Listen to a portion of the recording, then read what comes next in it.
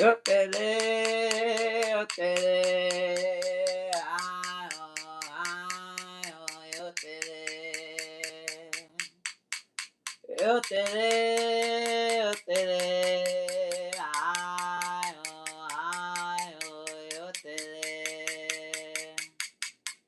yo te de, yo te de, yo te de, yo te de. Yo te le, yo te le, ay, oh, ay, oh, yo te le, yo te le, yo te le, ay, oh, ay, oh, yo te le.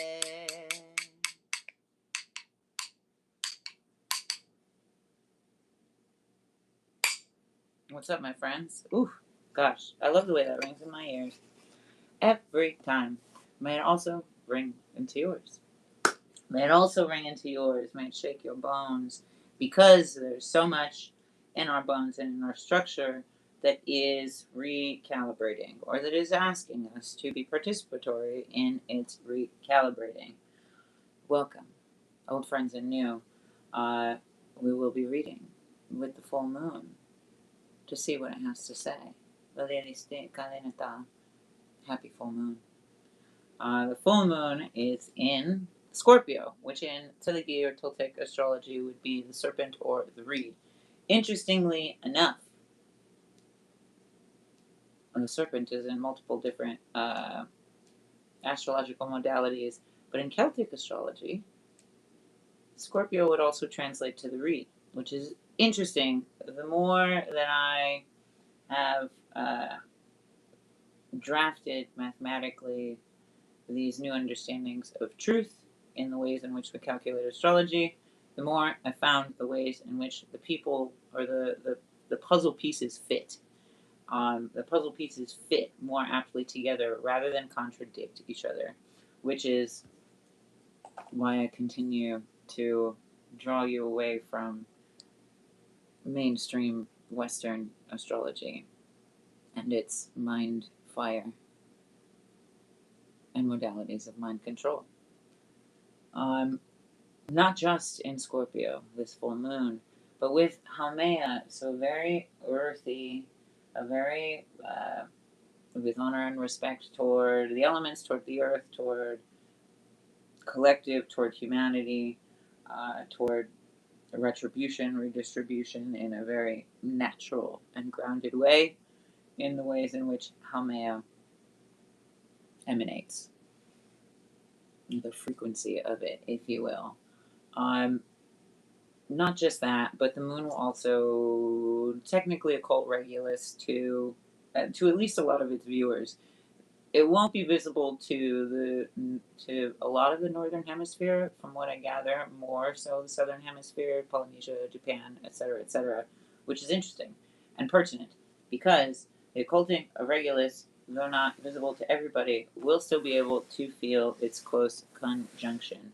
In which case, Regulus being a star, not a planet, but a planetary body, or astral body, Regulus being a star, also regarded as Alpha Leonis. So it's the heart of the lion.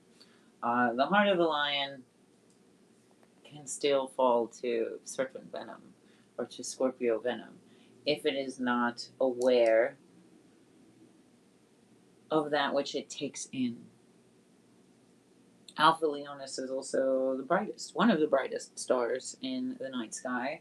So it's interesting that such powerful illumination is occulted to so many, but it reminds me of a story that I'd read about, like the death of the sun in Polynesian islands, as far as like stories to explain these cartographies go, to explain these like directionalities go, in which case that directly relates to the ideas of Al Ghul, and I've seen a lot of that too, that Al Ghul will be in close awareness of this moon, or will meet the moon come the daylight. Something also regarded as Beta Persei.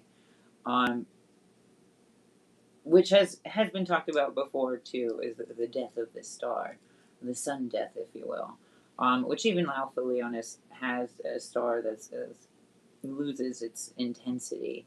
Um, Al Ghul is a triple star constellation, but one of those stars is dying. Granted, it'll be like 33 billion years before it actually does go supernova.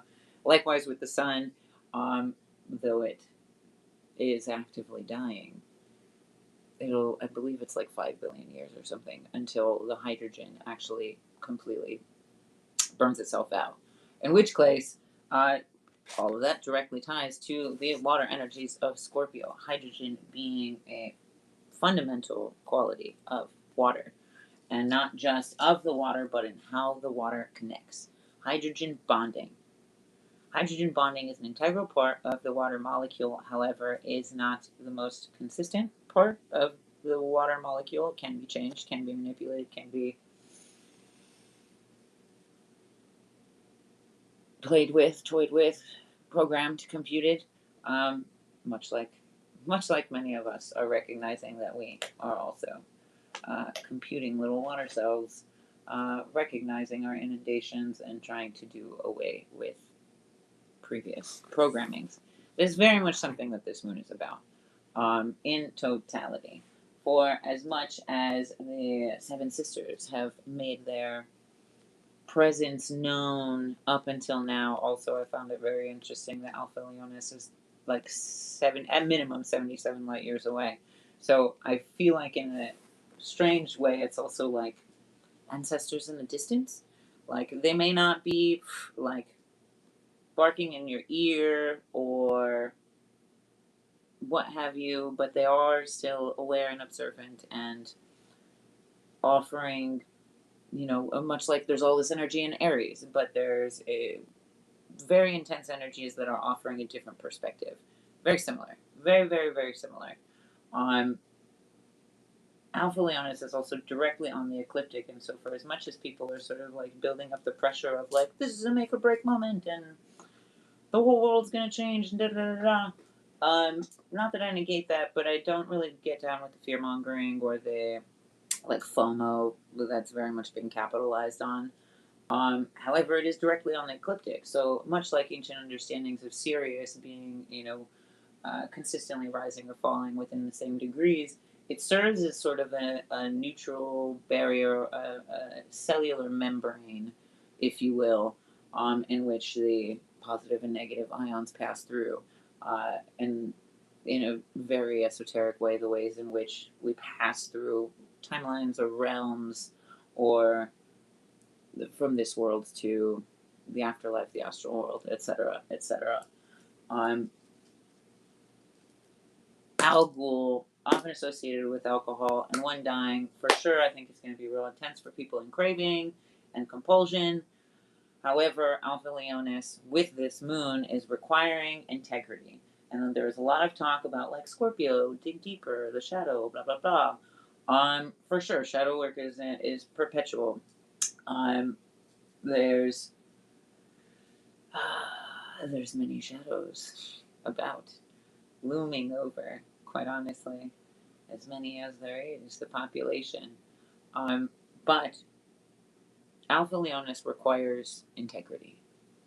And so, much like a snake is often depicted horizontally, imagine when that snake comes upright and is very focused on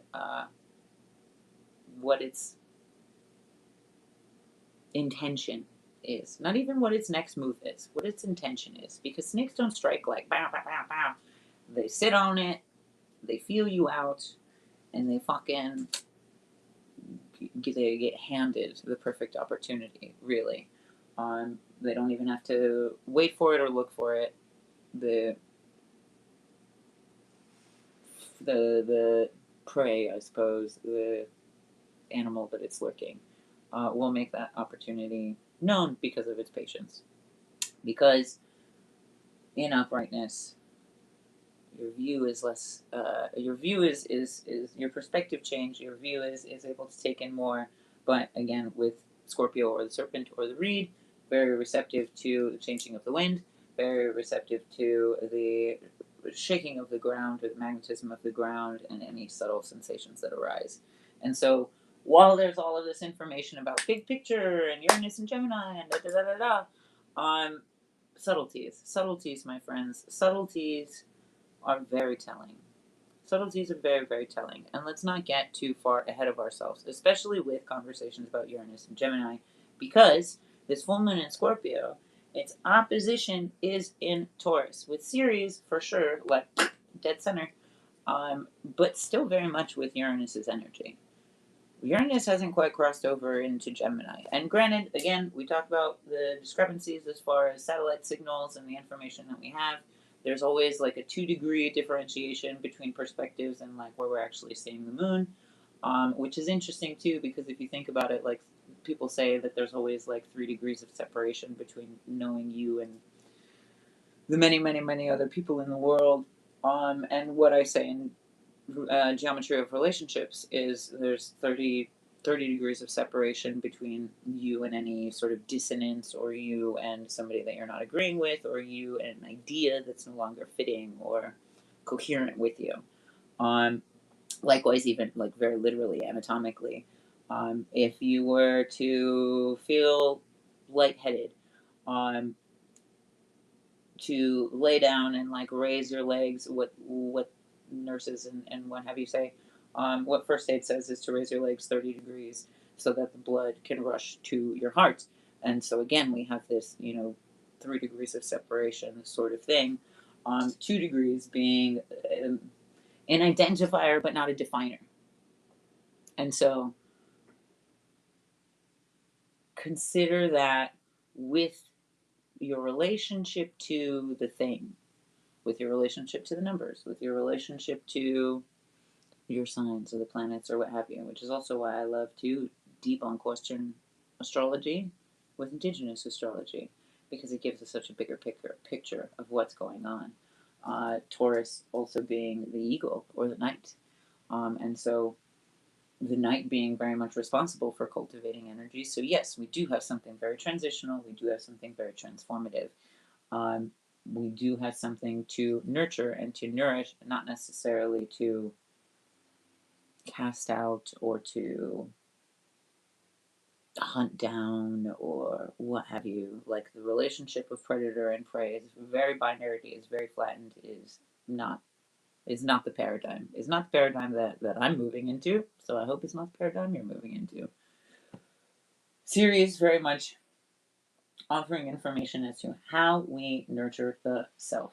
And so in opposition with Scorpio, I feel like if we dig too deep rather than go upright and consider integrity, if we only barrel down, then Ceres is like going to be disappointed with like an avoidance, where you could be meeting yourself eye to eye and not asserting yourself, but sort of like identifying these things in the crest of the light, like identifying things that either need to be changed or need to be reprogrammed or need to be recalibrated by bringing them to the surface, bringing them to light. But also the ways in which we nourish the self and nurture the self in so many other ways. I've said this before, I will say it again. Rest is not just shutting down, just like meditation is not just stopping the mind from thought. To actually trigger the systems in your body that are restful, you have to actively engage your parasympathetic nervous system, which isn't like you go into the self and you push a button, I guess. I mean, to some degree, I guess you can, because there are vagal nerve exercises that very much feel like that. But it's not just like, I need rest, I'm going to go to sleep. It's not eating before bed so that you can actually digest and actually get to REM state sleep. I say this all the time too. It's not that you don't dream, it's that you have not programmed yourself to remember or consider those things worth remembering, or that you're physically not sleeping well, which becomes a health issue. And then we know where we can attack, or we know where we can start to engage, start to mitigate, start to recalibrate. Ceres is very much offering that information. And so, as much as Scorpio wants to go deeper, or our superficial understandings of Scorpio really only put it under the surface, consider much like a cobra, coils and elevates. This would function, this opposition, this Taurus Scorpio opposition, functions very much like an axis of weight like gravity, which is very much, if you consider like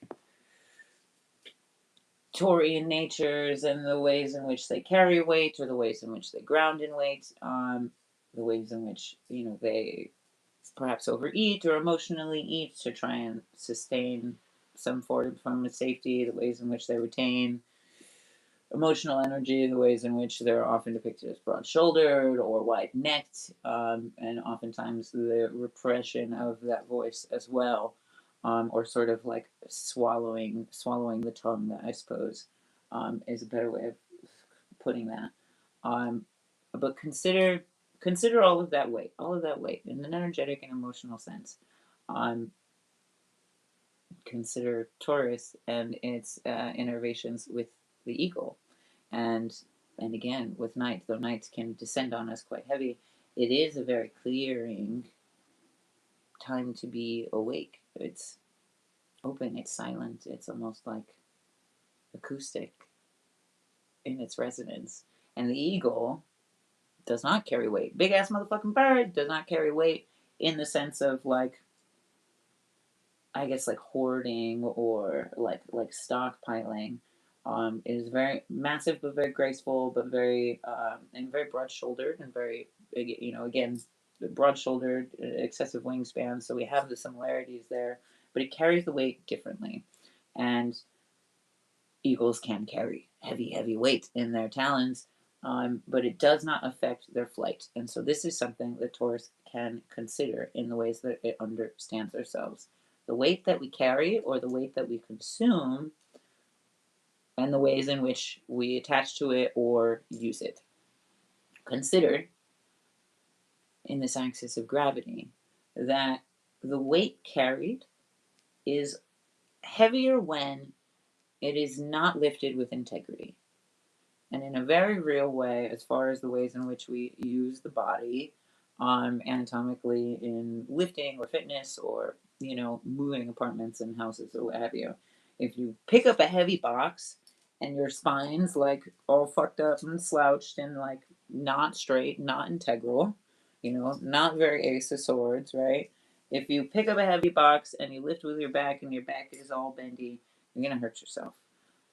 If you pick up a heavy box and your spine is straight, your back is flat, and you lift from the ground up, from your integrity upright, then you do yourself a great favor in the ways in which impact is distributed in you. And this is a key point of this moon.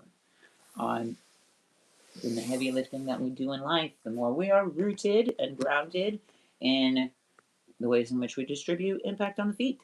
100%. Most Western shoes are pinching at your toes, and it is destabilizing you from the ground up. This is why I wear tabbies, unless I'm wearing pleasers, for flight.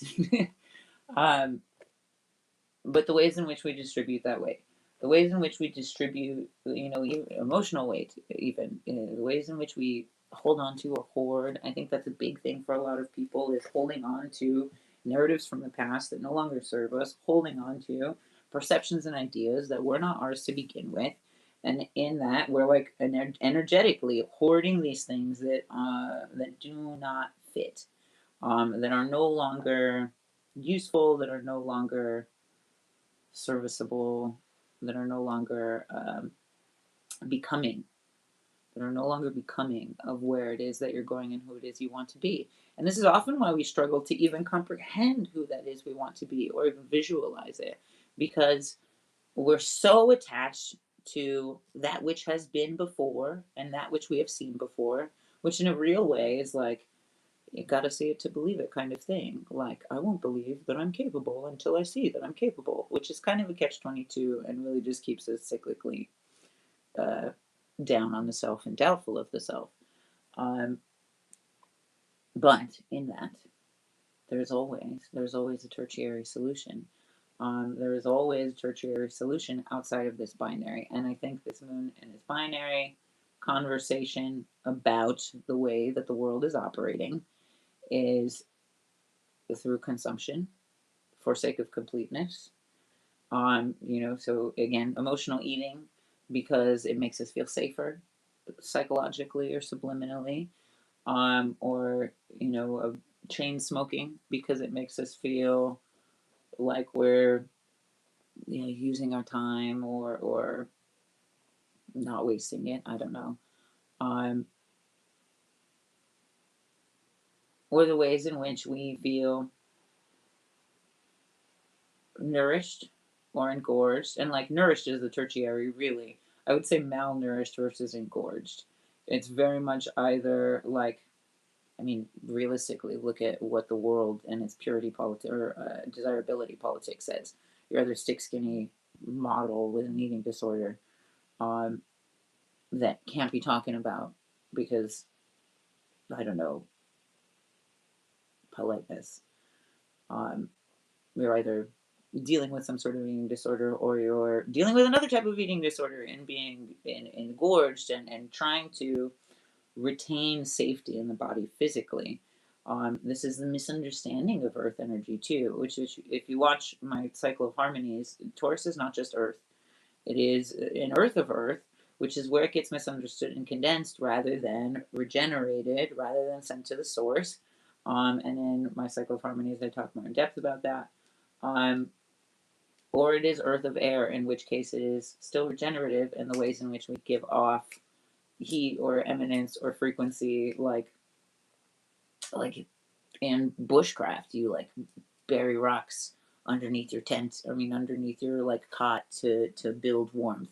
Like the core of the earth sends heat, sends geysers, sends hot springs, like that kind of grounding, that kind of regenerative distribution of earth, of the subtle elements of earth, even like the conductive and subtle elements of earth, even.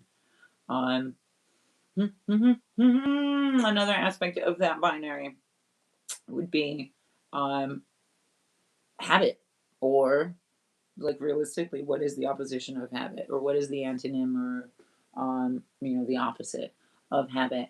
And in so many ways, it's really just predictive processing. And this is why so many people confuse their intellect for their intuition. Uh, the more we learn is, yes, a good thing, but sometimes it can be a very obfuscating thing and a very misdirecting thing. Um, if we do not consider the ways in which we integrate that information and the ways in which we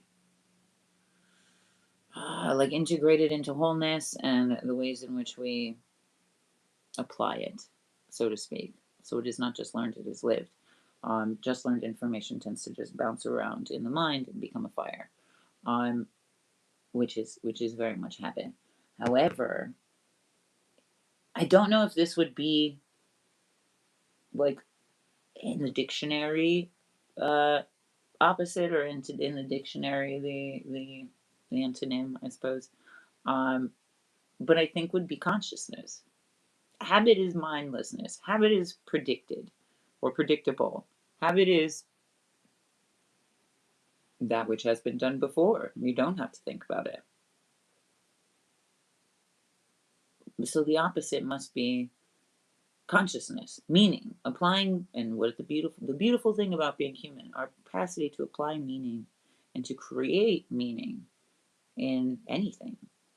And that is maybe the opposite, or the deepest, truest opposite of what is a habit actually.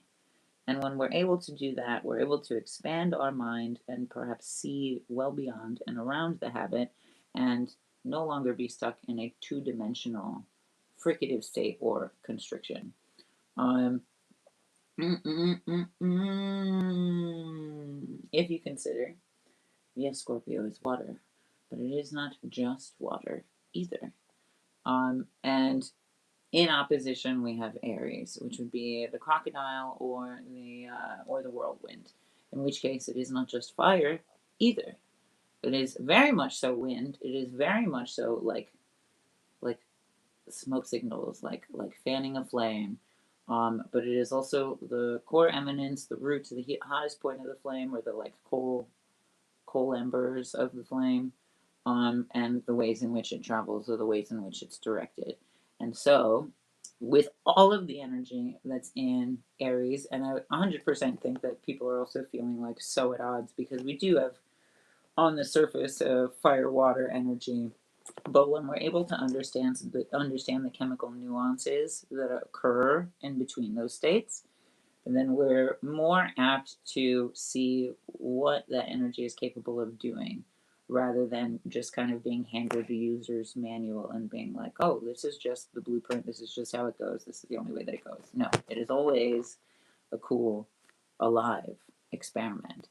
Of all the energies in Aries, or with the crocodile, and with the whirlwind, caught on the wind, Chiron, Eris, Mercury, Mars, Saturn, Neptune. And Saturn and Neptune have had their relationship for a little while too. If you go back to previous moon readings, it definitely comes up quite a bit, as it has kind of like inched its way into its placement in Aries. And I've said once, if not more, and I will say it again, that this Saturn Neptune relationship is very much learning from each other. And as they left Pisces to move to Aries, that delay very much beckoned that we recall what we have learned with those watery energies in Neptune of the fire, and how we have integrated it with Saturn in that fire, or in that water. Deepest points of the water, deepest points of the fire, all across the board. And again, and gosh, I've said this so many times. I've said it so many times. But it continues to be really important. Quite honestly, I think that's a similar consideration to take when we talk about Uranus and Gemini, because it is merely on the cusp. It is not proper in Gemini, nor will it be proper for a little bit. It's going to be very back and forth for the rest of this month, and it's going to retrograde. So it will not get comfortable in Gemini for a while. And that's something that we can take very literally. We will not be comfortable there for a while. However, what is comfort, and how do we find fluidity around that? In what ways has our relationship to Saturn and Neptune in Pisces integrated in Aries, so that we have the skills that we need and the tools that we need to deal with the discomfort of Uranus and Gemini back and forth, and while it figures what the fuck it's doing out. It will not even move like into mostly Gemini until after most of these planets pass it and conjunct it and bring that information to Jupiter. So let's not pull a fire horse and rush in a flame when, like I've been saying since the beginning of the Gregorian New Year, beginning of the Lunar New Year particularly, the fire horse, and the horse in general, is not just about the flame, is not just about powering through or forcing your way through or ramming it or rushing in, or fear. Though horses are incredibly strong and incredibly intelligent creatures,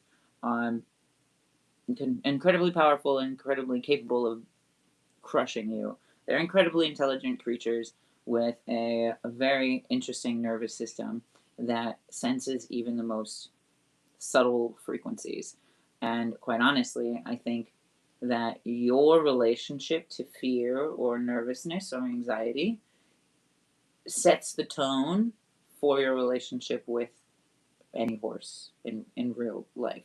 But with your relationship to the horse, even in like circling around them, or if you've ever, been in a stable with horses, you kind of have to make sure that they're aware of your presence subtly in some way, shape, or form. You can't just be like behind a horse, because if you surprise it, it'll kick the shit out of you. You have to be graceful with your presence. not domineering, not controlling, and this is again where I get into what I said earlier, like the idea of predator and prey as a false binary, and it is one that has been designed for exploitation. It is one that has been designed for exploitation, when in reality I don't think anything functions that cruelly or with that much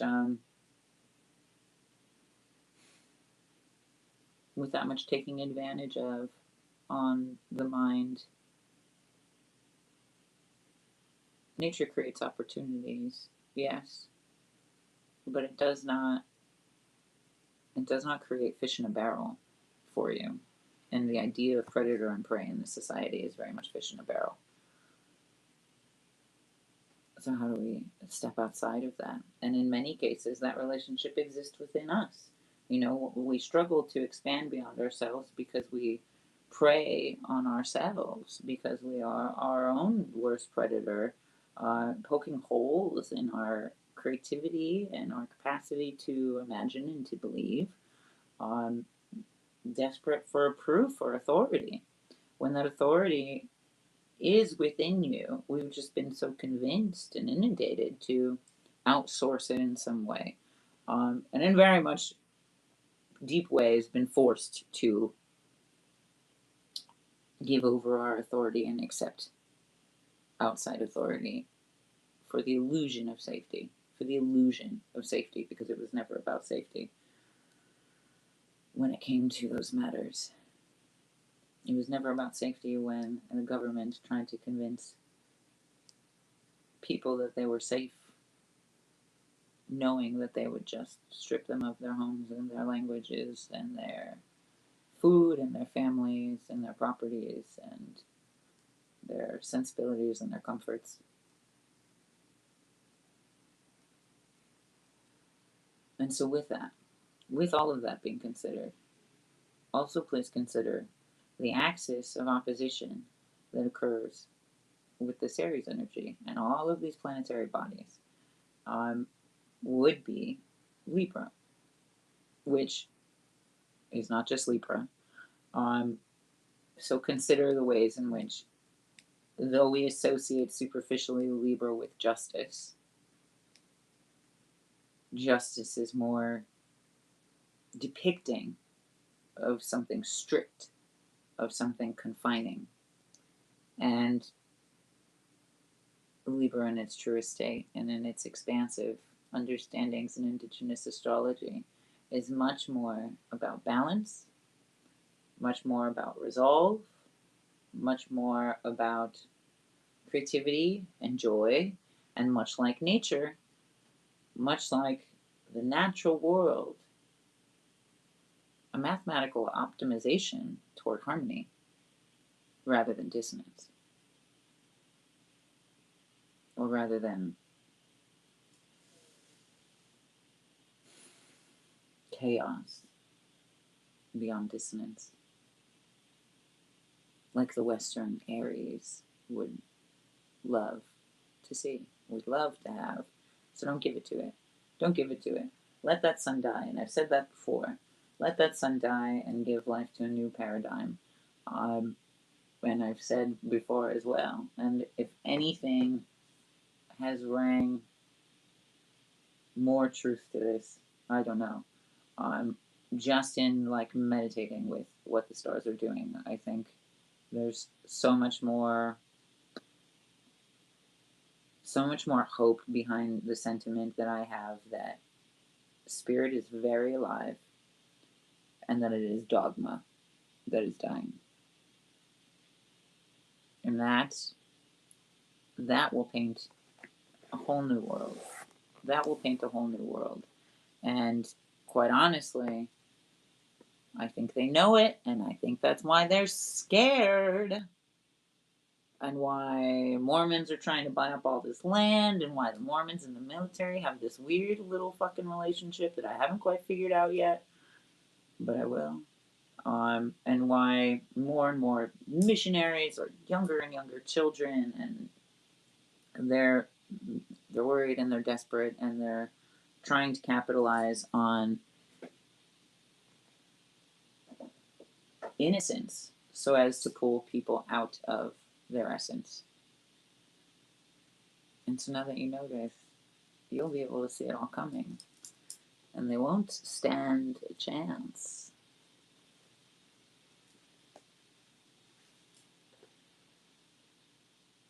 And they won't stand a chance. So my friends, in all of this, we pull some cards. We turn our eyes to the sky, and we bring our awareness deeply inside, and also expanding well beyond us to see what the sky has to offer. What seeds will we plant? How will we nourish the self from what we've grown, from what we will continue to grow, from what we will set our sights and our intentions to growing?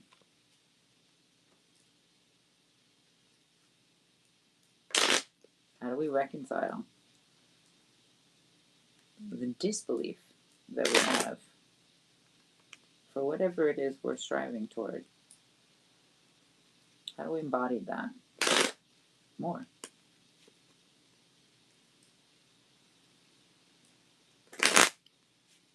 How do we open up our eyes to the possibility of what if, instead of simply that which has been done before? And so, I welcome you, my friends, in these wee hours under the stars, in preparatory energy for the full moon, unless it's already upon you. Italy is like a whole day ahead of me. And we see,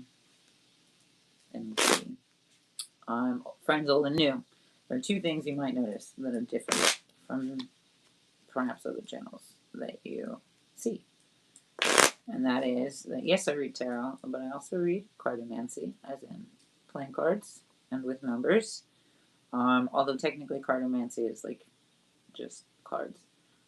So oracle cards do count, but we're using playing cards. I use playing cards.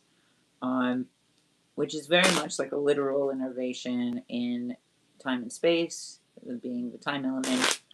So it can show us a lot about the physical body, the chemical and elemental makeup, and ways in which we can move through it. I also very much think that it plays very literally and physically with time. So if I've ever done like a week ahead, or the month ahead, or how long until this kind of reading, it definitely speeds things up. And anytime I've done like a full circle of the year kind of reading, it all happens so much faster. Like it predicts 12 months and it'll happen in like 6. So if you're gonna dabble in playing cards, consider the ways in which you play with time and be mindful. The other thing that you might notice is that I also take this as an opportunity to invite you for a good breath. In which case, it's also pertinent to say that I think the first magical tool that any of us were ever given was, in fact, the breath. Was the body and the breath and the body. The ways in which the breath serves as a vehicle to any time or place or space, and to any corner of the mind, and to any sensations that arise. And so with that in mind, I invite you to breathe with me. It'll only take 3 breaths before we pull some cards. But all I ask of you, you don't have to channel anything. That's why I'm here. You can just tap right into you, open your body to the fullest breath that you can find, and expand your awareness to any sensations that arise. And so much like we have cards in between us, because we do, and much like we are hanging out, because we are, we will pull a couple 2 tree cards to see what this moon has to offer.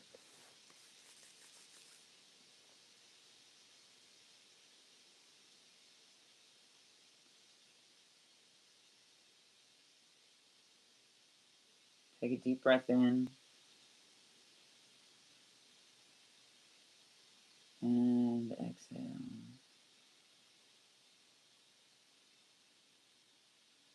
Take a deep breath in. And exhale.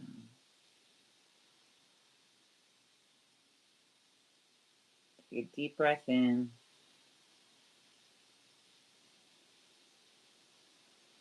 And exhale. Okay. There's a lot of weight on my chest. I imagine that's a lot of stress and a lot of like lack of confidence. Which confidence is fragile. A lack of conviction is really the thing. Conviction is what we really ought to be cultivating, because confidence is like stage glass. It's meant to break. It's very fallible, it's very shallow, it's very brittle, it's very transparent. Whereas conviction is like a bulbous root that needs to be dug up in order to be unearthed. Nobody can disturb that land. But also, like it just felt very like hiding, very like heavy shoulders, very much like the weight of the world on my chest, and also just kind of like pressing down on me, like again, like gravity. And interestingly enough, just like sort of these sort of side to side movements, or like my hands were kind of like recognizing this left to right axis, which is interesting. I feel like that's very much like the two-dimensional binary reality that is a fricative state, that's this or that, that's left or right, that's right or wrong, that's abstinence or indulgence, that's consumption over the emptiness, that's malnourished or engorged, that's habit or consciousness, or habit or, I guess consciousness would be the tertiary, but habit or its opposite. When we could be the divergent from such disparity. And we could very well be the divergent force from such disparity.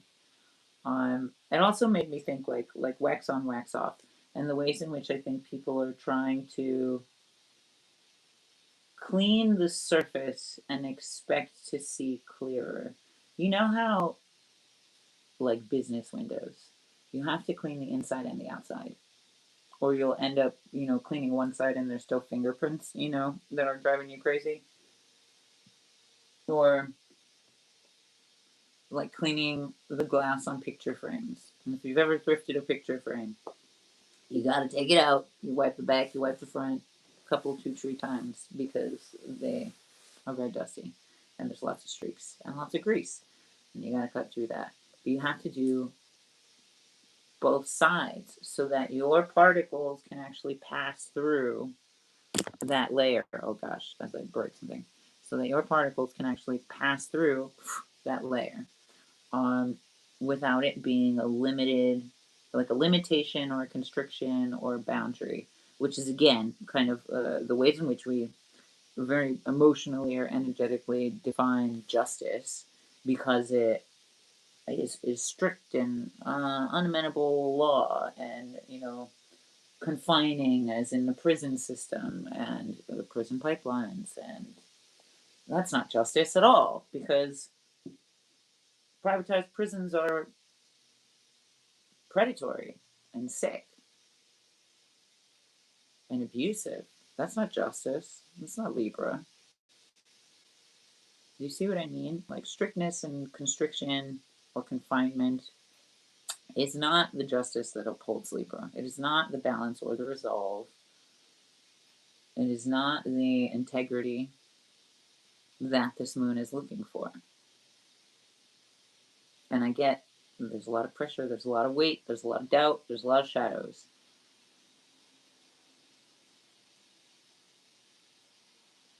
You don't have to dig deeper to sit with those things eye to eye, to look them in the eye and see what it is they're really even looking for. And if you give it that space, if you allow it to surface, if you let it surface,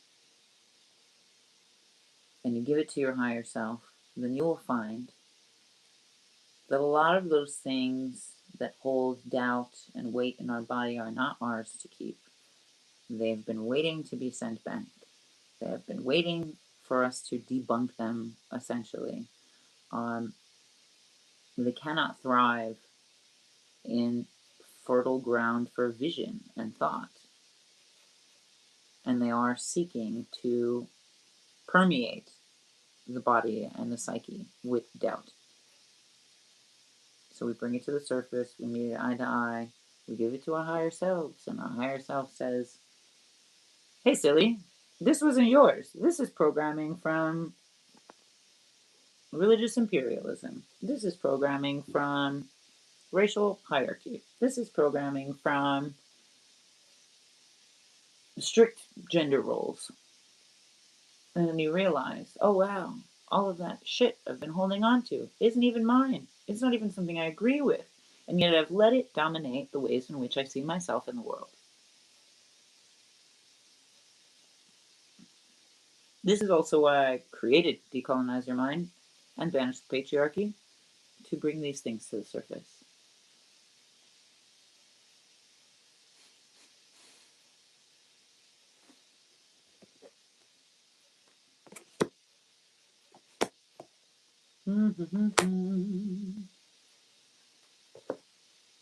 Interesting. Very interesting. Eight of diamonds, ace of diamonds at the bottom of the deck. Which, what a beautiful green. What a ripe green. I mean, not quite ripe, but growing, healthy, glistening. It's a happy plant, you know? Ace like a calling card. Ace like a shooting star. Ace like a comet. Ace like having all that we need. Like, I'm like very much hearing like, no, we have that at home. Like, we don't need McDonald's. We have McDonald's at home. Which for sure is like a joke and a meme based on, for sure, like making light of childhood trauma, perhaps in poverty, perhaps with very strict parenting, or what have you. But in a very real way, you have all that you need to make whatever it is that you need to make happen, happen. Whether that be confidence, faith in yourself, like the tools are there, all of the elements are there. You have, and this is the funny thing too about Western astrology, is people see this and they're like, I am my sun sign and I am not this. And, you know, again, this or that. Like, this is who I am and this is how I'm stuck. When in actuality, it's more like stock engine. You know, like you can buy a car, you can get it all stock, and it's got all the baseline accoutrement, party on. Or you can trick it out and do all the Need for Speed, Fast and Furious stuff to it. In which case, that is how you take the blueprint of your astrology and you are able to see that this is a mechanism for churning through this energy. And that even where you feel like you are lacking is actually somewhere where you have potent energy. It's just requiring your attention and it's requiring your integration, and perhaps is feeding or part of the relationship to energy, to other energy in some way, shape, or form. This is also why they say reading your self node directly from your sun sign is a way to see into past lives, because it's like a root of the root, which is also very handy and very helpful for how we can understand some of our impulses, some of our compulsions, some of our pains, because again, it is not always ours to begin with. That does not mean we can't transmute it in our body. It's just a matter of bringing our awareness to it so that we know what is ours to transmute or what is needing to be sent back. Um, like coals from a fire, which the ash in and of itself holds the same characteristics as fire as far as sterilization goes. And so if you were to throw ashes into the wind to let it pass, or if you were to bury the ashes in the soil to cleanse and purify. This is the earth. This is the earth that Taurus solar season and that Scorpio and Aries relationship is requiring of us. Diamonds. Diamonds, rooting, offering.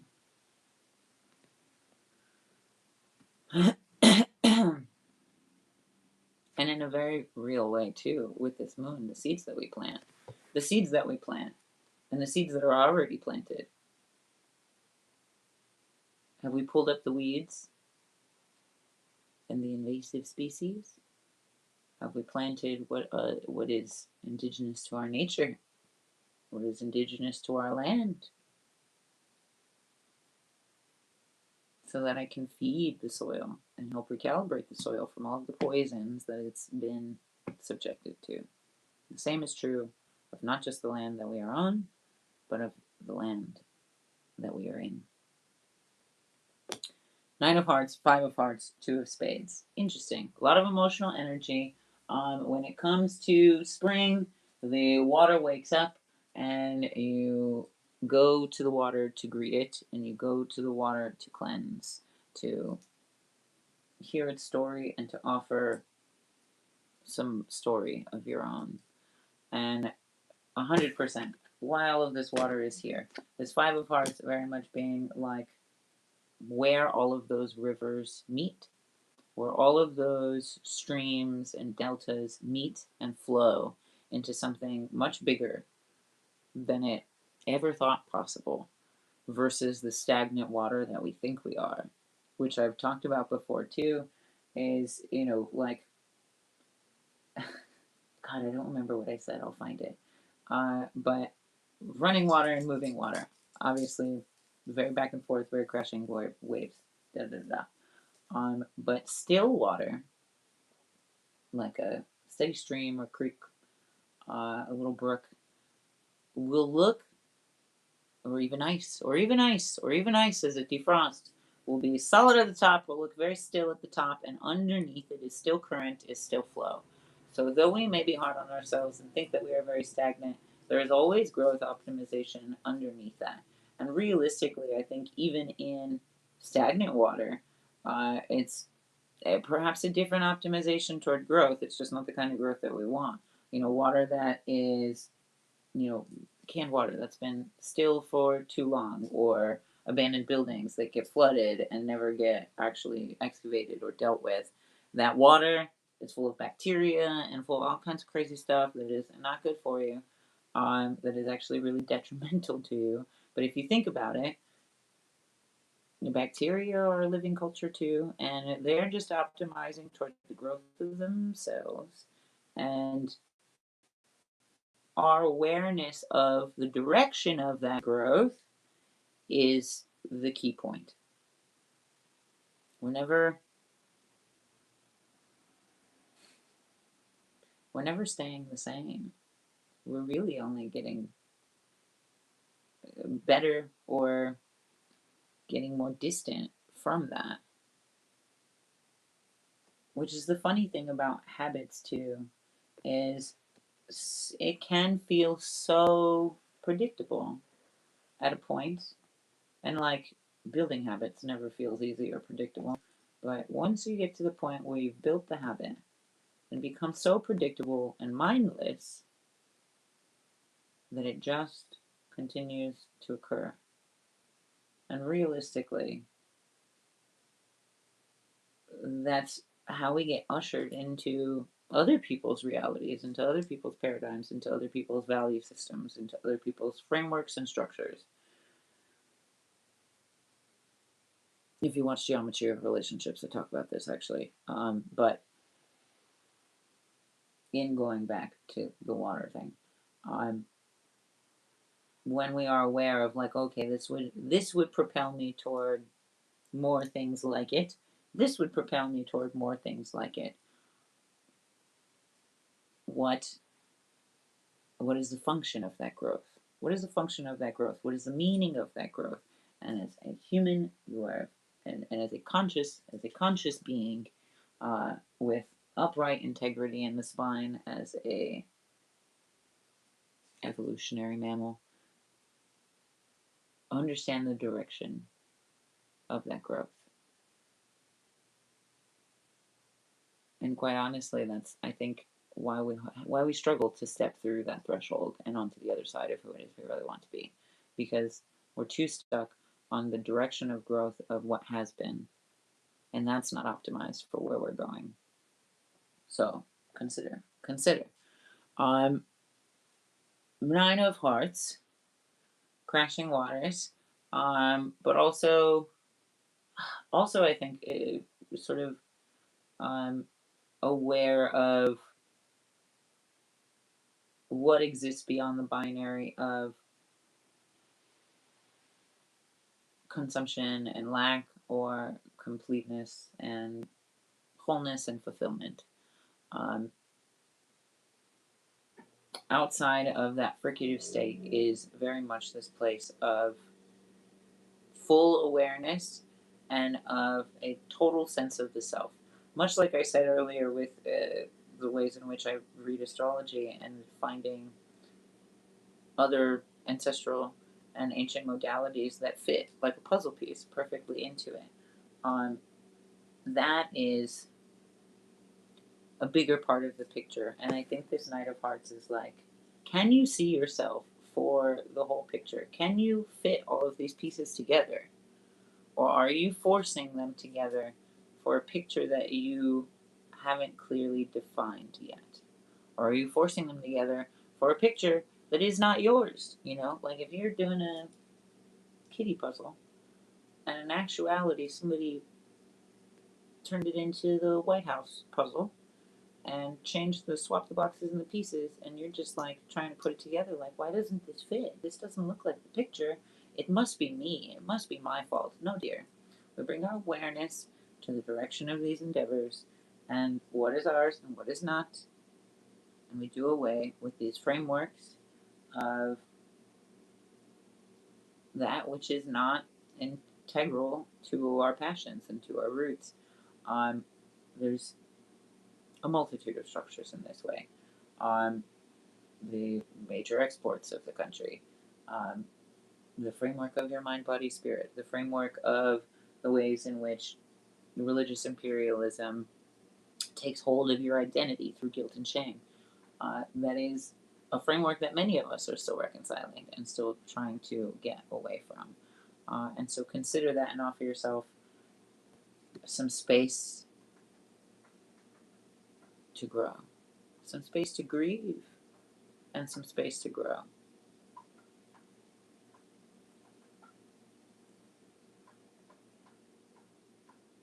Some space to grieve the choices that maybe we've made in the past, and some space to grow so that our choices can really reflect what it is we're holding inside and what it is we truly believe behind these eyes, which very literally is a belief in the third eye, and not just alone either, because people try to force their third eye open, and you know what it does? Like, very literally, if you like imagine, okay, I'm bringing my awareness to my third eye, and then if you imagine like forcing it more, then there's that tension that builds, and your other eyes are even that much more clenched, closed, and that is not a muscular structure that's open to awareness, that's open to receptivity. That is a muscular structure that is like restricted and tight. And what I say about religious evangelists all the time is like a tight butthole kind of people, real tight butthole kind of people, real anal retentive. And in a lot of ways, that's very true amongst the spiritual community too, because they've tried to rip open their third eye and forgotten all about grounding in the body, and so it's done them no favors. This is also a ticket to intuition. And the irony of that is people are going to hear that and they're going to be like, oh, I have to do a third eye activation. I have to do a Kundalini activation. Da da da da da. In Vedic astrology, the actual charting is called a Kundali, which is interesting because so similar to the actual word. And the more I learn about people who are actually of the lineage of the tantric practice laugh at the idea of Western appropriations of Kundalini, Western appropriations of Tantra in Kundalini, because it's not something that we have to seek. It's not something that we have to find. Much like I said earlier, that when you look at your star chart, it's a blueprint of a mechanism. It does not mean that it is stock only, and that blueprint of that mechanism is how you churn that Kundalini. Like it's like the blueprint of a distiller. And then distilling all of the energy in us is how we activate root energy, activate fire alive, activate fire of Agni in a much more traditional sense.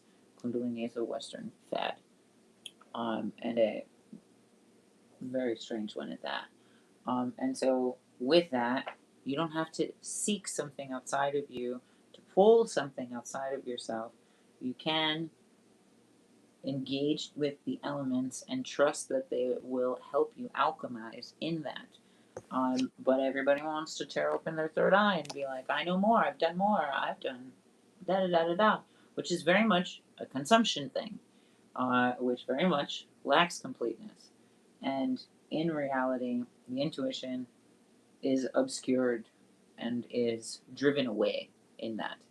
And people confuse it for intellect because they've consumed all of this information, they haven't integrated it, and they're like, look, I'm open, I'm spiritual, but have a lack of intuition in it. Trusting yourself is a hell of a practice, and a rewarding one at that. And the commodification and corporatization of intuitive understandings is designed to do more harm than it's good. It's designed to draw you farther away from it. Quite honestly, so many tarot channels very much so are too. You'll never catch me doing like weekly love readings because I'm not here to get you addicted to feeling lonely or into seeking carnal desire and impulse. That is absolutely antithetical to what I do. I'm not here to play those race to the root system like addiction games. Those impulse control predatory practices are not my bag. So sorry, you're never gonna get those out of me. And I think tarot channels that do that are very much capitalizing on our loneliness, on our willingness to belong, on in the same ways that any cult or any church does. They offer falsely answers to questions that they can, or like not answers, but they offer sort of appeasement to questions that they simply cannot answer, and that I think more often than not can be boiled down to a tertiary or a three-pronged framework in so many ways. And much like the church takes hold of your identity through shame and guilt, I think that the ways in which we assign meaning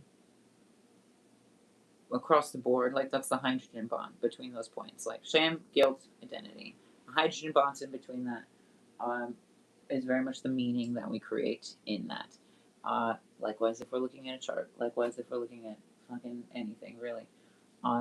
But the framework with which they construct such imprisonment on is really basic but daunting questions. Who am I? Why am I here? What is the purpose of this? And, what is the purpose of life? What is my purpose? The who, the what, and the why, really, in so many ways. And realistically, no outside system can tell you who you are. That drives you farther and farther away from yourself. Why are you here is the way in which capitalism has totally taken advantage of our seeking for purpose and our misunderstandings of passion or root passions and turned it into a career path, when that is just another constriction and just another strict boundary or limit on the self. And, you know, why are we all here? What is the purpose of life? I think religion and cults very much design their purpose around them and for them.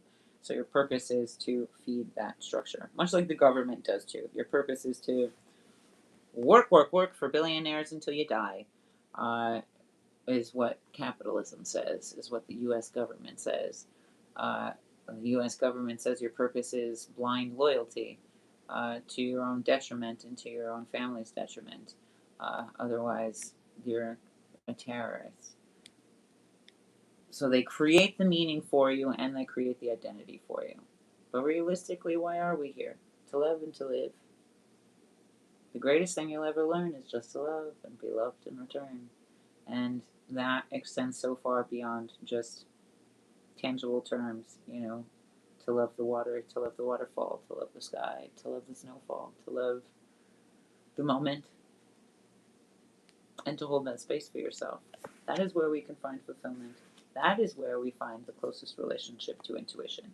And just like I pulled those two cards up, what do we have? We have complementary colors that illuminate each other, that soften and also saturate. And that is the kind of fertile soil that we are looking for, and the kind of fertile soil that we need in order to plant our seeds. Oh, I love this actually, because look at the way that this came out. This is like the irrigation system. This is the soil, or this is the seed in soil, and this is the circumstances of the soil, the nutrients in the soil, the minerals in the soil, the nitrogen in the soil, and the ways in which it filters, even, like the layers of soil help filter the river banks, help filter the water in so many ways. This system exists within you. It's a system of plenty. Even just the ways in which these all want to be together, which I've never had a reading like almost overlap in this way, which is funny because the veil, they say the veil is thin around Samhain, which I know I'm pronouncing that wrong because there's a more traditional Gaelic pronunciation that is not like that at all. I just can't think of it off the top of my head. But Beltane, or I think Beltane, Beltane, is sort of like the counterpart of that season where the veil is also supposedly thin. I theorize that the veil is just a matter of perception, and that the only reason that it thins around there is because people's perception is more implantable, people's perception is more susceptible, which is interesting too, because with Alpha Leonis, like, as much as people are like, I'm an alpha, you're a beta, alpha frequency is so impressionable.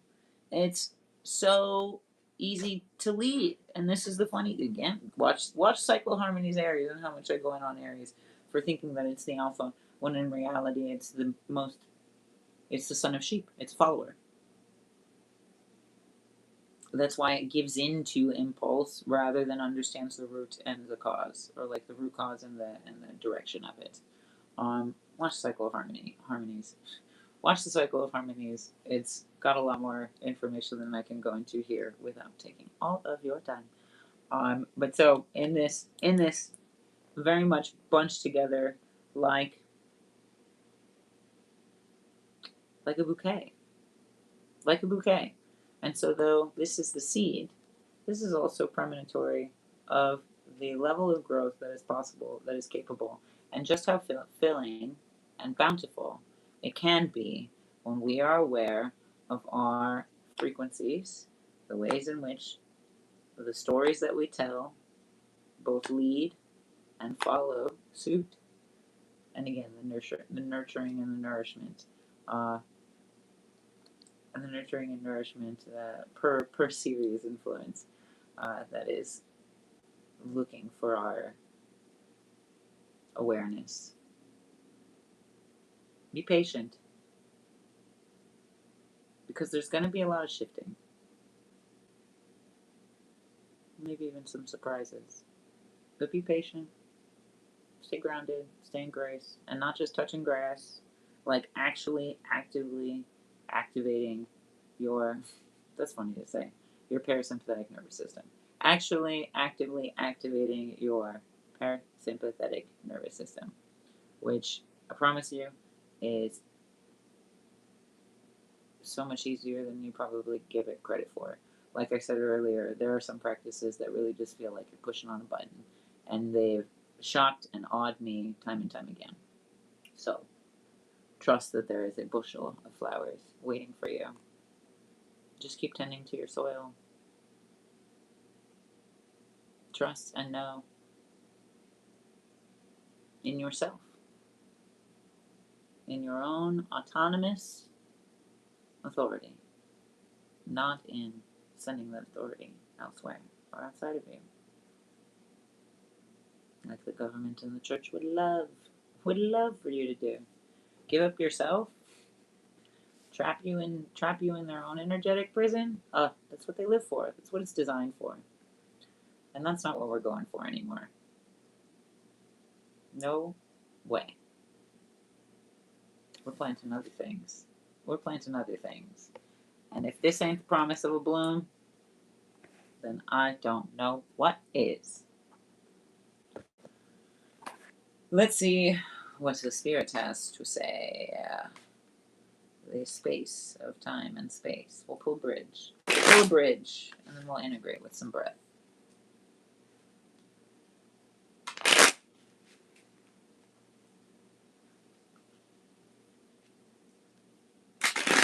A bridge like a hydrogen bond. How perfect.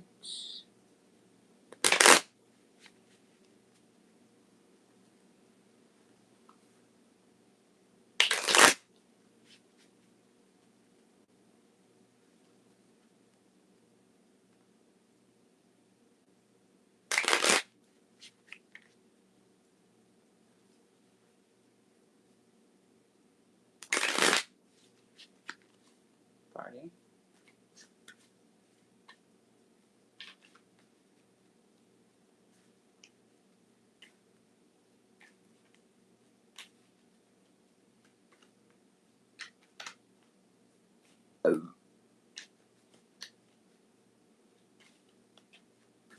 We're clearing the earth of its gaseousness.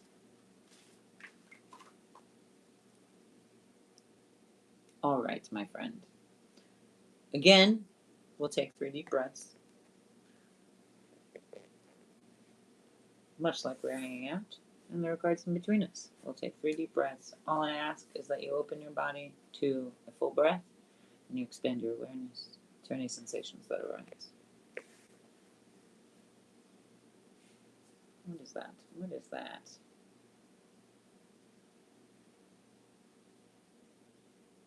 Take a deep breath in. And exhale. Take a deep breath in. And exhale. Take a deep breath in.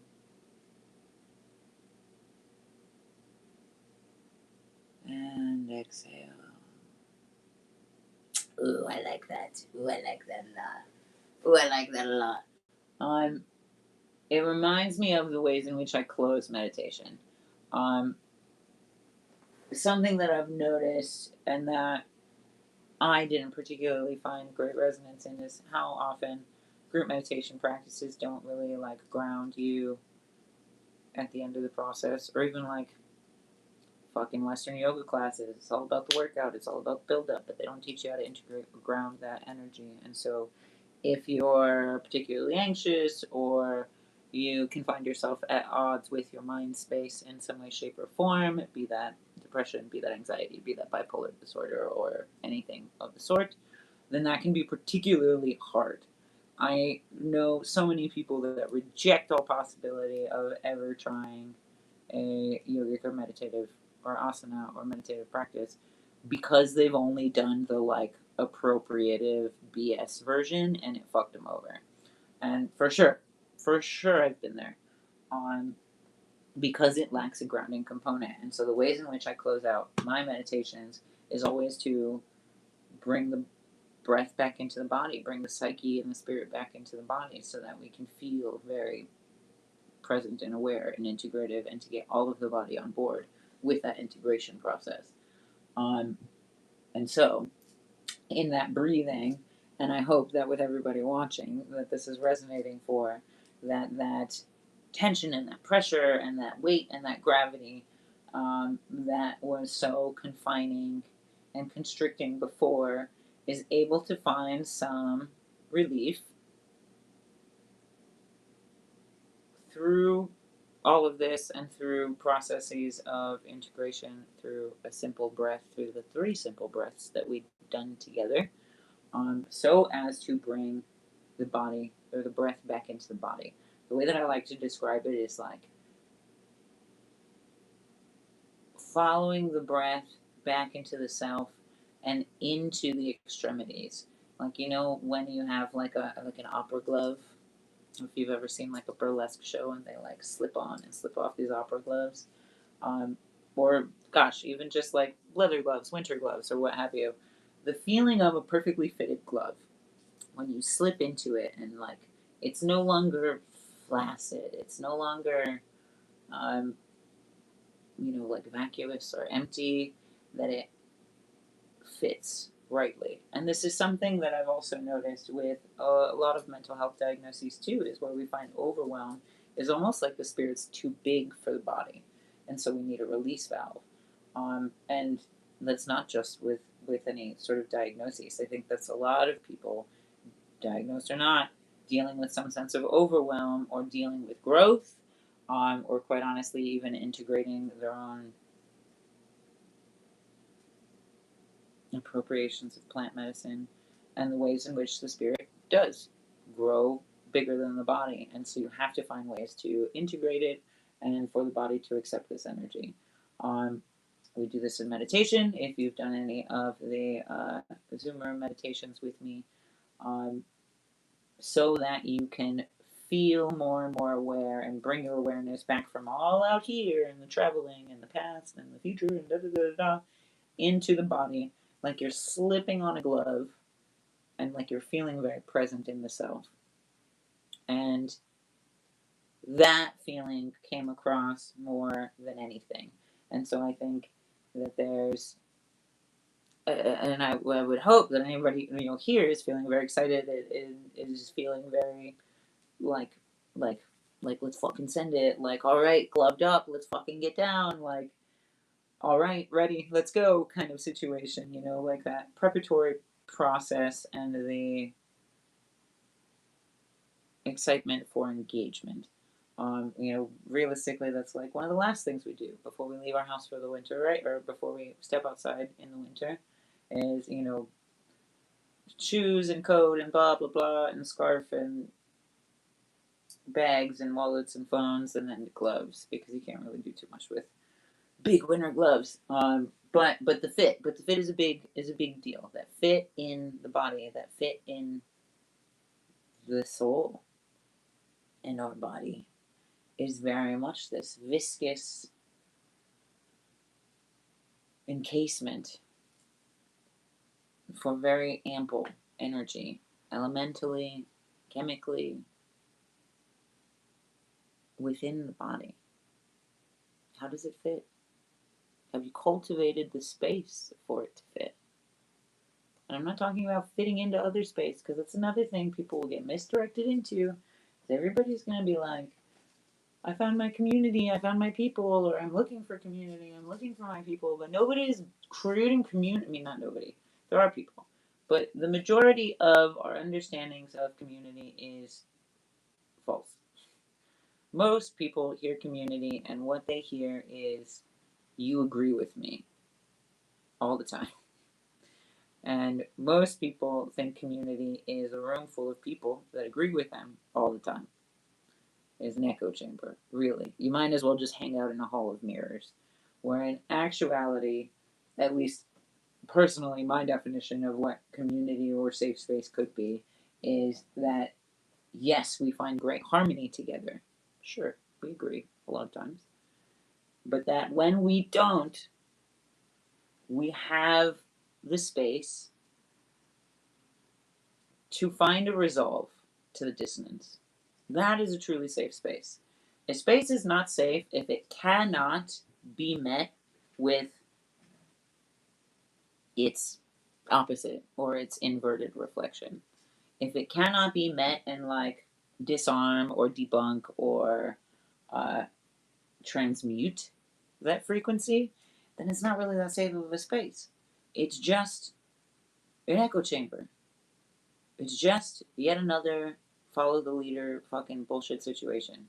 It's just another herd of sheep. So consider that and be patient, because everybody is peeling back these, most people are peeling back these layers in some way, shape, or form. And it is very hard for people to deal with how attached it is to their identity. And so a lot of people are going through deep identity struggles because everything that they've known is a lie, and everything that they've known is attached to their identity. This is, even 100% the ways in which, there's all these videos about, girlhood being crafted by pedophiles, girlhood being crafted by, or honestly, celebrity even. Ideas of fame are very much crafted by exploitation. And like I said earlier, you don't agree with these things. Intellectually, emotionally, spiritually, we don't agree with these things. So why are we still living by its metric? Why are we still viewing the world through its structure when what we want to create is something antithetical to it or inverse to it? Which, if you notice, maybe you wouldn't notice, but comparisons I've made to other astrological, like deep occult astrological chartings with my Owl Series Codex, it very literally has to be inverted, and it matches up perfectly.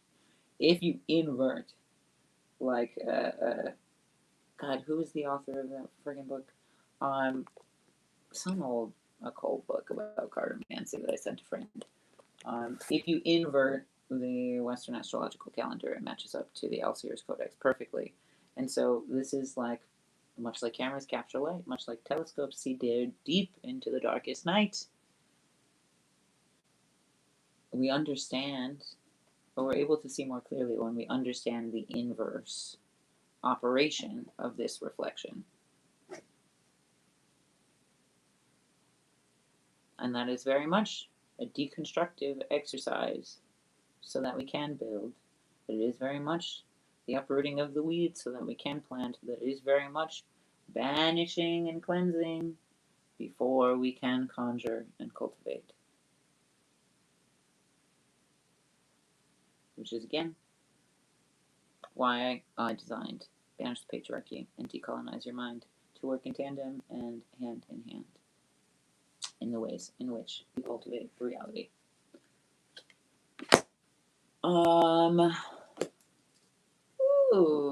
Queen of Pentacles inverted. Four of Swords, bottom of the deck. Four of Swords is home. Four of Swords is home and is conductivity in the home. Like, how strong is your Wi-Fi signal kind of thing. Like, but this Wi-Fi signal, you are your own Wi-Fi. You can transmit energy onto the ether and its magnetic quality in the same way. I haven't quite figured out how to make it exactly the same way. But, like, I'm not my own hotspot per se, but there's got to be a way. But metaphorically, as well as literally, this is very much like, how strong is your Wi-Fi signal, and are you able to communicate with yourself? How long is the signal from, or how strong is the signal from your your intuition to your intellect? How strong is the signal from your heart to your actions? How strong is the signal for your consciousness above all of the static and the noise and ultimately the incredible signal that is these systems of control and inundation and overpowering and exploitation? And are you willing to do the transmutation process that is involved with actually reconciling even the hardest of emotions or even the hardest of perspectives on yourself? Everybody loves to talk about things. Talk therapy has not gotten us very far, has not done us any favors. It's just excused a lot of white narcissism and made a lot of brown people think they're fucking crazy. Queen of Pentacles at the bottom of the deck. What an inverse simulation of grounding. This is very much the ways in which we are seeking grounding but not finding it. The ways in which we misunderstand grounding. Again, it's not some Timu grounding mat that you put under your bed. It's not just touching grass. It is the ways in which we can actively, consciously communicate with our parasympathetic nervous system. And so in that, the Queen of Pentacles is present because they're letting you know that flourishing is very much possible and probable. The systems of control are not inevitable. Your growth is inevitable, should you choose to bring your awareness to it. And then what you build from it will be a bright reality, will be balanced very well and integrally on your structure. Like, the way people will dance with like something on their head takes an incredible amount of spinal integrity to be able to do that. So why is the Queen of Pentacles and that spinal integrity to be able to rock out with that new world on her head? That's wild. That's wild. What a gift. What an offering. What an eminence. What a reflection. Let the world be a reflection of you, rather than you be a reflection of this world.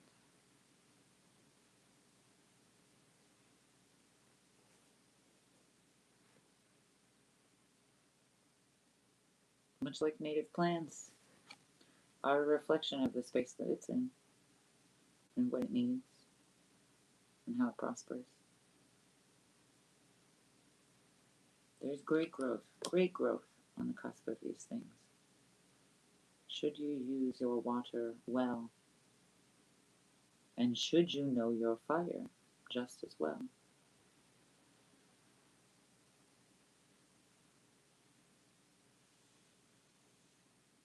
You do not have to wait for me in the next cycle of harmonies. If you are curious what your translation of your chart would be from Western astrology to Mishika or Seliki astrology, then you can go to mytotepmodification.com and check out resources for the Alseer Codex. And it is an illustrative translation, so you can very literally find your sign and be like, oh, that's the influences. Oh, that's the other relative translations. Oh, that's the herb and time of season and all of the good stuff, as well as some meditative practices to integrate into that understanding so that you can sit with those symbols well beneath the surface and embody them as you do. And so you can bring all of the distraction of to and fro and this or that and call your power back to the present moment. But, while you're here and while I have you, we'll integrate with some breath. We'll integrate with some breath, and hopefully my tablet doesn't die before we're done. It is the cycle of harmonies. If you are new here, you've done this with me before. If you are not new here, you've done this with me before. If you are new here, I'm going to give you a quick little rundown because I feel like we're racing the battery because I just got a notification. In which case, it is not fire, air. No, it is not earth, air, fire, water. Earth, air, fire, water, like they do in The Craft or in any witching movies of Hollywood. That is, in fact, backwards. That is backwards. That is you cultivating from this reality, from somebody else's reality, from somebody else's understanding. Key point to what I've been saying through this whole reading. If you start from the root, if you start from the fire, then it is fire, earth, air, water. We don't raise fire obnoxiously and with no integrity. We ground it into the root of the earth, we pass it through the air, and we transmute it with the water, and we follow its flow, much like this Five of Hearts and its irrigation and deltaing into the greater pool of things, into the greater consciousness. We do each element 3 times in breath. Fire is in through the mouth, out through the nose. We direct the breath. Earth is in through the nose, out through the nose. Air is in through the mouth, and draw the tongue out through the mouth, because it also activates your diaphragm. We pull those inguinal muscles, the iliascus compartment, into similar muscular structure in the throat and in the jaw, but so that the intuition can meet the intellect, so that the gut can meet the heart, and then also the brain, and these systems can interact and hold hands and work together. And then we do a water breath, which is into the nose and out through the mouth, preferably twice as long, if not longer. And that does bring us to 12, but because we are no longer inundated by internal vortex behavior or mind control and madness, we expand into the 13th sign, which is represented by a tonal sound, in which case, party on, make whatever sound you want. But if you've read my Qualities of Power, Powers of Quality, there is a lot of verifiable, empirical, and replicable research to show that Aum meditation and recitation is actually very anti-inflammatory for the body, very mitigating of inflammation in the body. And so, again, treatment of inflamed vagal nerves, of trauma in the body, causing our nerves and our body to ache and swell and retain for fear of safety. And Aum meditation is one simple way, with no hands, no payments, no nothing, that you can begin to mitigate that. In which case, the starts at the lowest point of your belly. Think like a full hand below your belly button, like 3 to 5 fingers below your belly button. If you can feel that vibration down there, dope. You raise that vibration into that ooh, in your solar plexus and heart space, but it expands outward across the shoulders and into eastern-western directions, which will cultivate enough energy to rise it farther upward into the mouth, into the eyes, and perhaps out of the crown. But you'll feel the farther outward you go, the farther horizontal, the more that central axis has clarity for passage. And so, join me if you will. Sip the air in through your mouth, feeling its coolness against your warmth, and direct your exhale through the nose,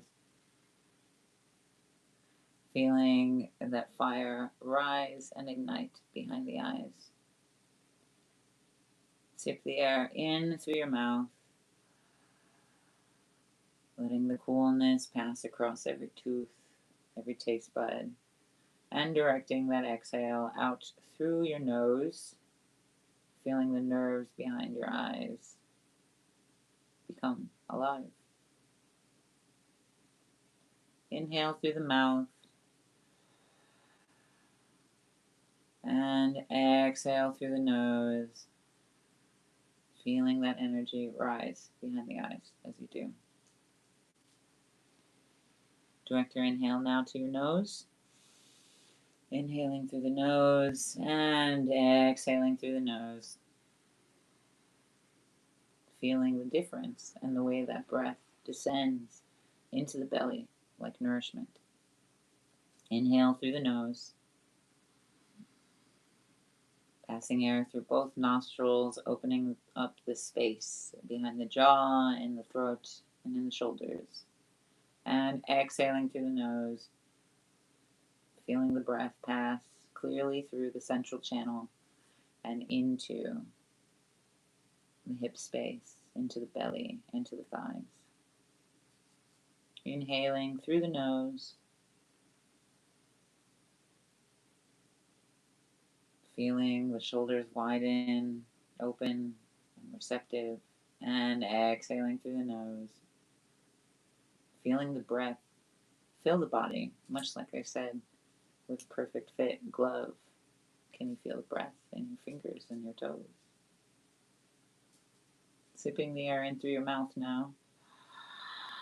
Sweeping the cool air up and across your skull and drawing the tongue out, exhaling.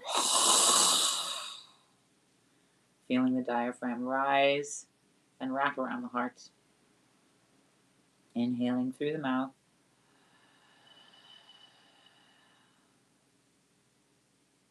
Feeling the cool air pass across the skull and drawing the tongue out to exhale. Feeling the throat widen. Feeling the diaphragm rise and uplift the heart. Inhaling through the mouth. Feeling the space cleared in the skull as the wind circulates. And drawing the tongue out, exhaling.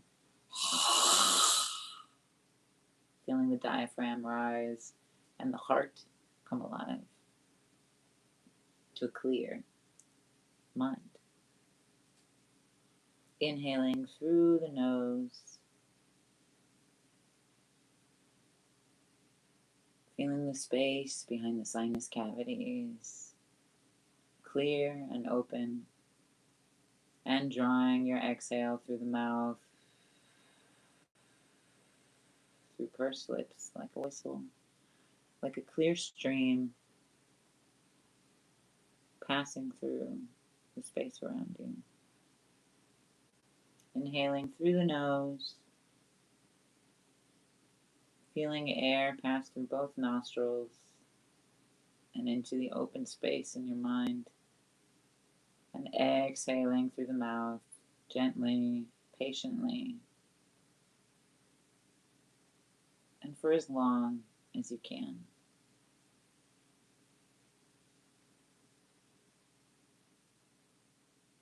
Inhaling through the nose, feeling the air pass through both nostrils, feeling the shoulders descend as it accepts the breath, and exhaling through the mouth as if whistling into the night, and releasing any remaining tension or stagnancy that resides or that was currently residing in the body. Much like a water breath should, as the river moves, carries with it ideas, giving them back to the riverbed or to the earth, or carrying them to a whole new world. And with your last breath, we inhale through the nose and release a tonal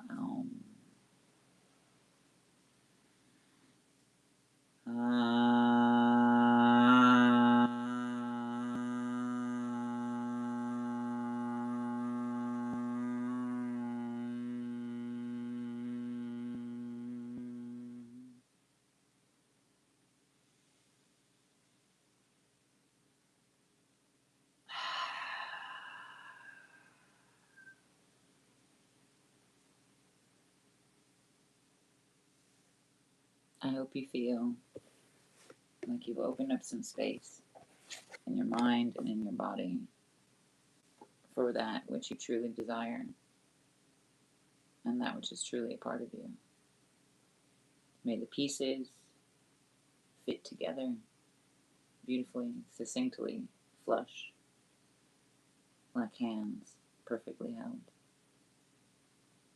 May you hold yourself in that kind of harmony. Not perfection as in flawless, but as in harmony. In perfect harmony, like contrasting colors. Not flawless, but illuminated beyond the binary and into tertiary possibility. May your heart rise to the occasion. And with that, my friends, I say, Wata, Tanto, Shuni Ashuni Koyach, Squista, God, many blessings. I appreciate you. Thank you from the bottom of my heart. And old friends and new, I can't wait to see you again next time. Banta, Koi.